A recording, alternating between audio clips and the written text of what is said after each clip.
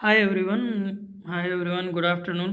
ఈరోజు నేను ప్రెజెంట్ మన ఆంధ్రాలో జరుగుతున్న బుగ్గమఠం భూములకు సంబంధించిన రిలేటెడ్ ఆర్టికల్ అనమాట. ఇది దేవాదాయ భూములకు సంబంధించినటువంటి చట్టం, పట్టాదారు పాస్‌బుక్ చట్టం 1987 స్పెషల్లీ ఫర్ దిస్. ఈ చట్టంలో ఏముందంటే సెక్షన్ 76లో చాలా క్లియర్‌గా చెప్తున్నారు. మత లేదా ధార్మిక సంస్థలకు లేక ధర్మాదాయములకు సేవలకు ఉద్దేశించి మంజూరైనటువంటి భూముల బదిలీల నిషేధము. చాలా క్లియర్‌గా చెప్తున్నారు. ఎట్టి పరిస్థితుల్లోనూ ఏవన్నా భూములు దేవాలయాలకు ఇచ్చేసినప్పుడు వాటిని తిరిగి బదిలీలు చేసుకోవడం అనేటువంటిది నిషేధం అని చెప్తున్నారు 76 ప్రకారం. అలాగే ఒకవేళ ఎవరన్నా